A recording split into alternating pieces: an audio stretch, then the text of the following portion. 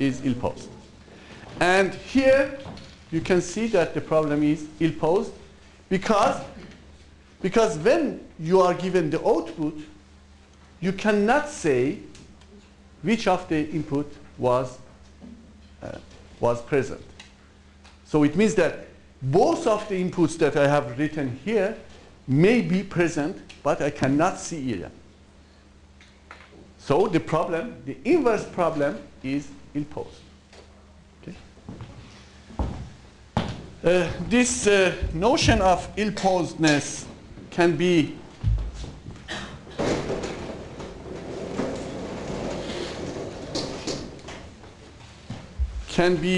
put in mathematics more clearly. F is a sample or includes in a space of the functions. G is another space of the functions. The relation between the two is the operator H. So a little mathematics here. This operation going from F to G, if you have a point here, this gives you F1 gives you G1. If for any point here I had a distinct point here, then we had a relation which is called bijective, and then the inverse problem was very easy, was well posed. Let me just to comment any of these conditions. If I made a measurement, and this measurement is here, due to the errors, the measurement is not in the image of the operator. In that case, I do not have any solution for a problem. So this is existence. This point of the measurement has not any solution. So this is the problem of existence. Now, the second problem, uniqueness. If there are 2 points or more than 1 point who has the same image, it means that if I have given this, I do not know which of the point was inside. This is the problem of uniqueness.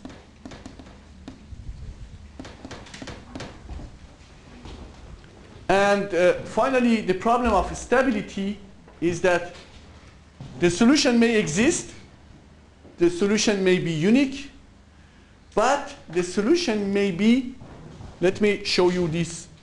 If I have 2 points, F1 and F2, which has the images which are G1 and G2.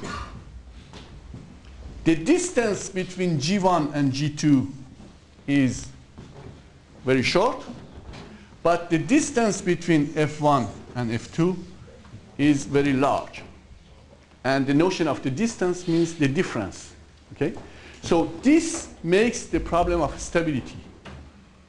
So it means that 2 measurements which are very close together may give 2 solutions which are very far from each other. And this is the problem of stability.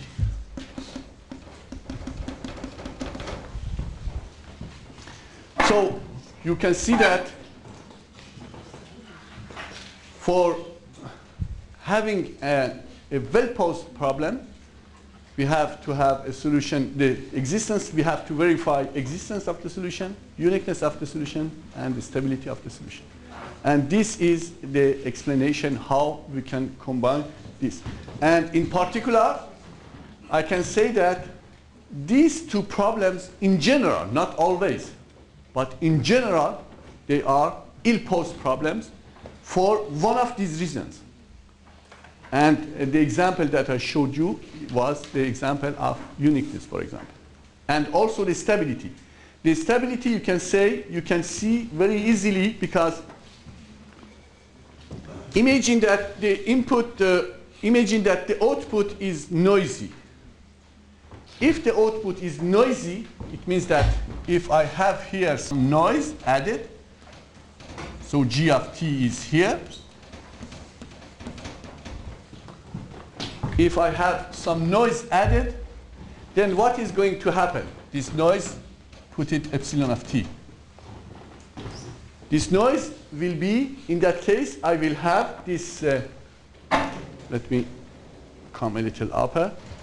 And in that case, I will have f of omega equal to g of omega divided by h of omega plus e of omega, which is the Fourier transform of epsilon divided by h of omega.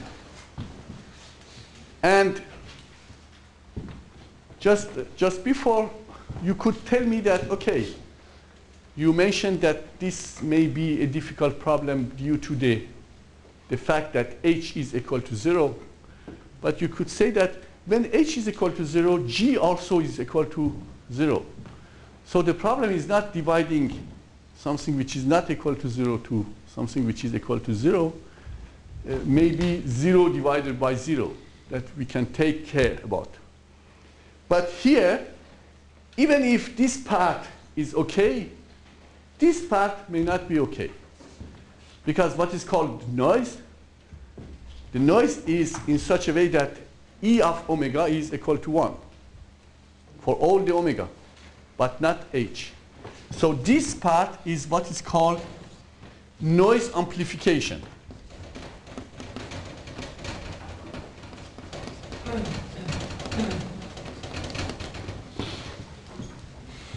And this noise amplification can be interpreted as stability of the system, for example. Okay? So we have the explanation in the mathematics, pure mathematics. We have the explanations in physics about this. And because now I am here in the mathematics, let me ask you the operator H, which is a forward operator. Can somebody remember about what is called adjoint operator? Because later we will need that.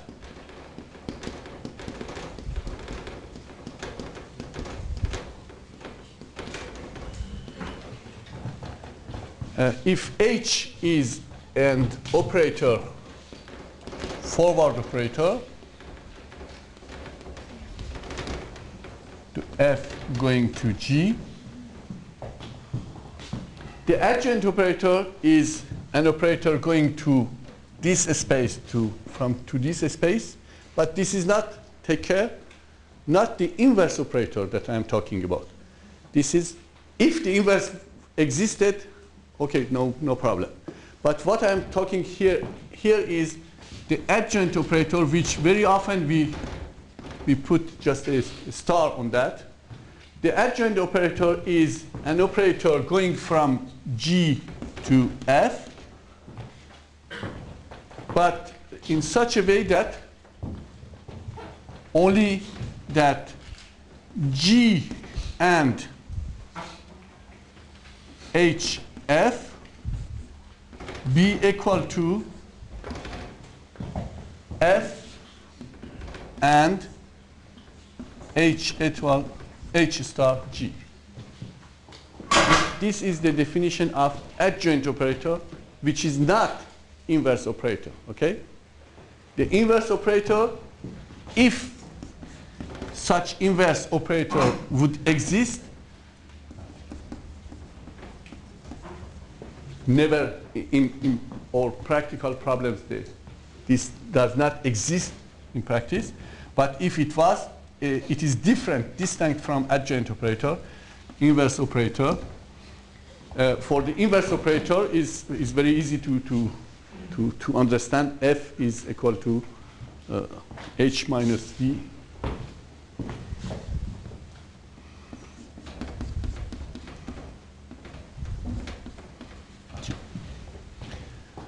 So here I talked about adjoint operator, and this adjoint operator, we will see that we will use it a little later for some other applications. So let me see. Yeah. Let me still go back to this filter problem and mention another kind of inverse problems.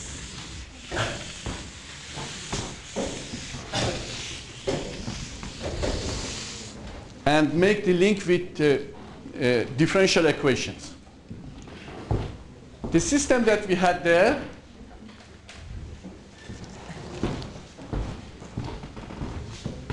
the system that we had there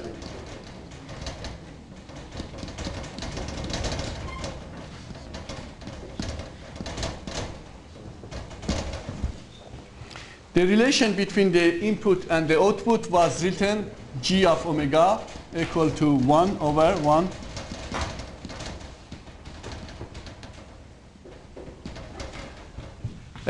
if I write this equation in the Laplace expression, I don't know if you are familiar with Laplace equation. Okay, S and RC, I can put it tau 1 over tau. Okay, RC doesn't matter.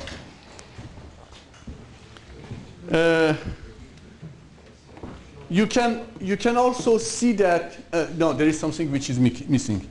F.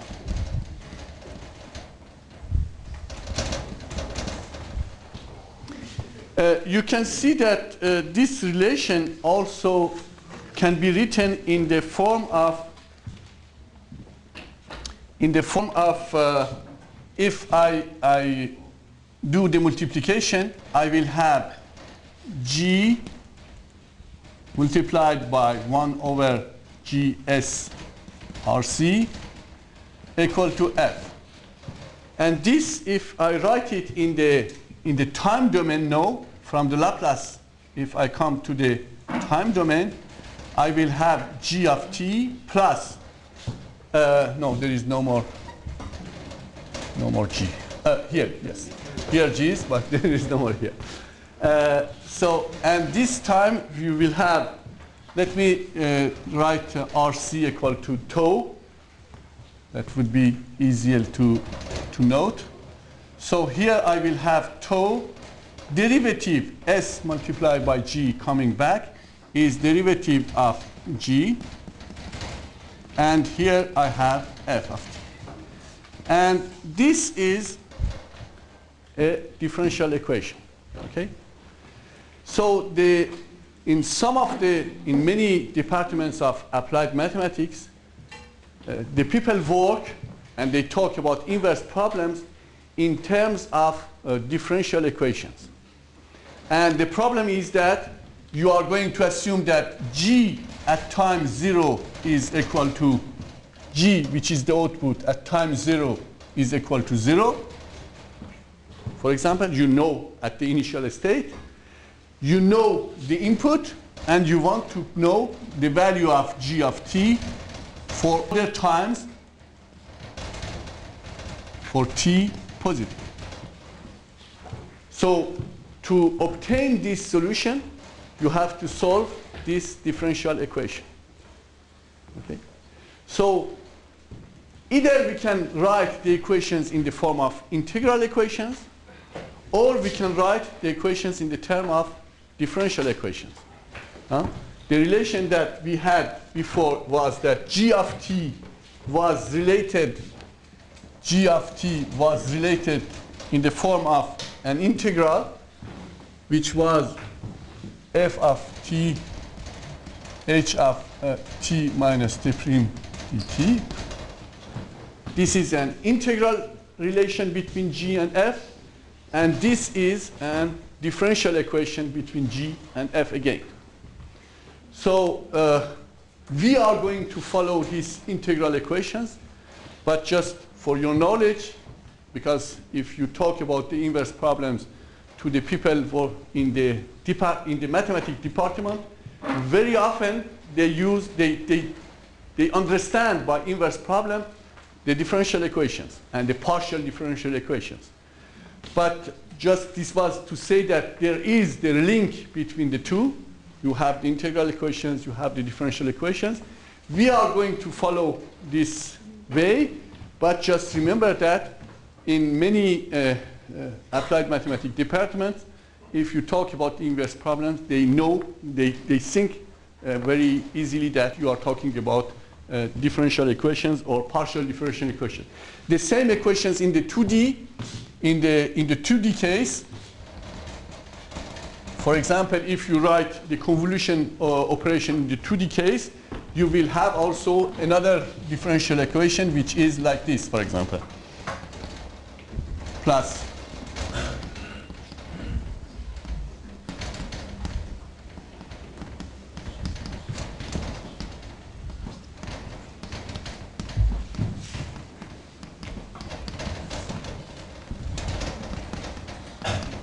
so this is a partial equation differential, PDE, and you see that in two-dimensional case, in one-dimensional case, the same equations can be written in integral form or in partial differential form.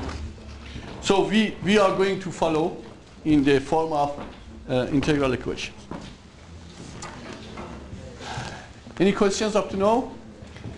In the exercises that I have prepared for you, I have asked the questions, as you will see, very step by step. Like here, if the input is this, how to compute the output. If the input is this, how to compute the output.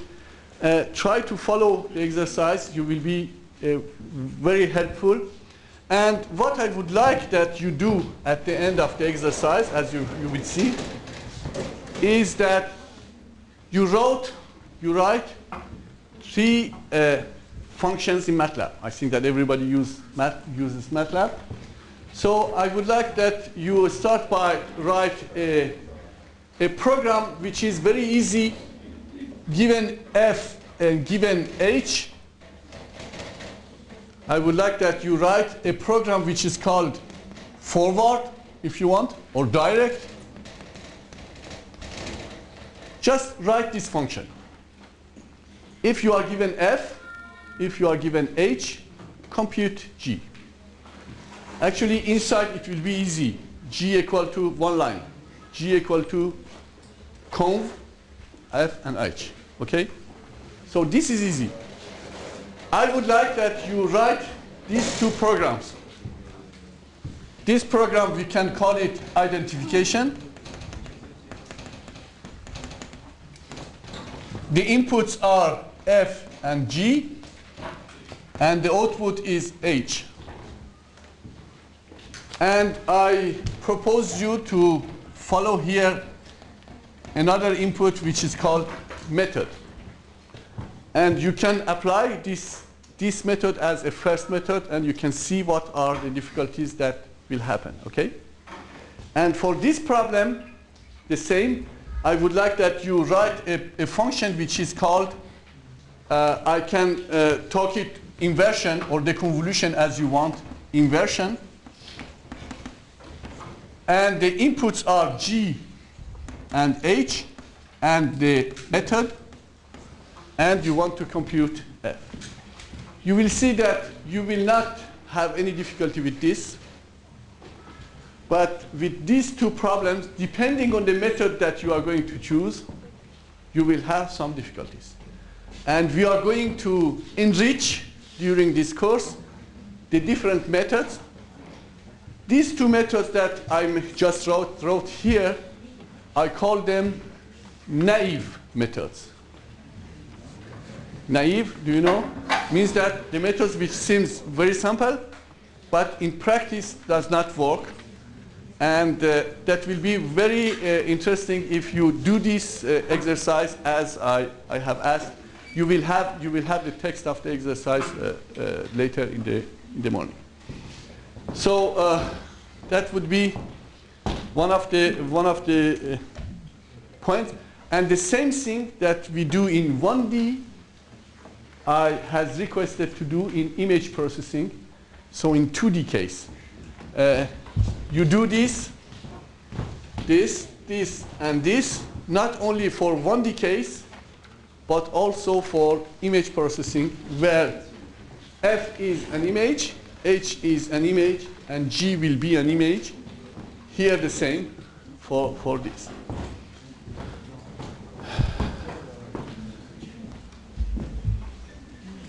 Okay. Any questions for now?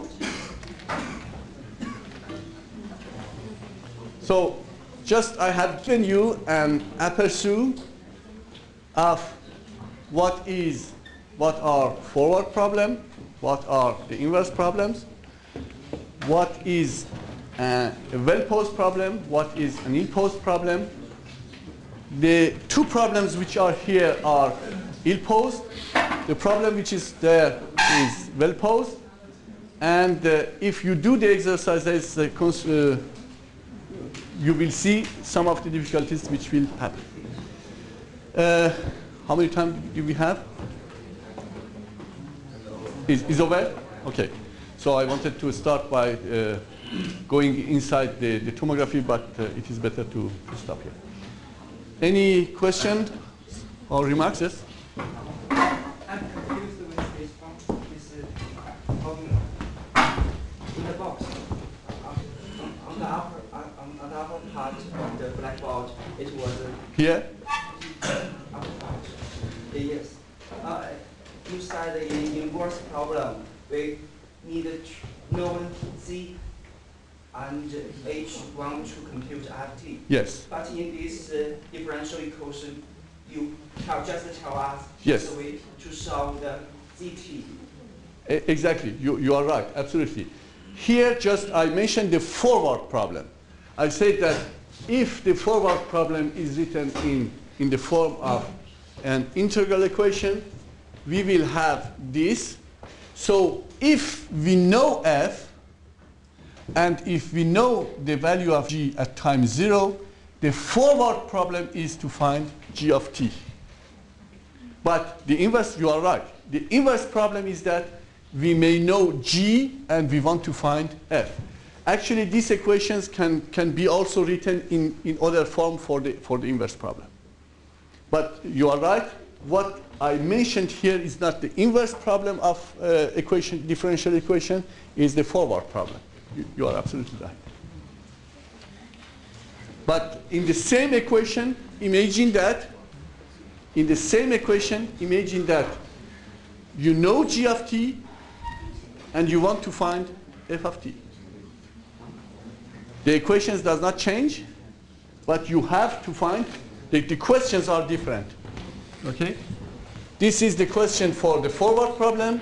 The question for the inverse problem is that you know G of T for all of T, and the question is to find F.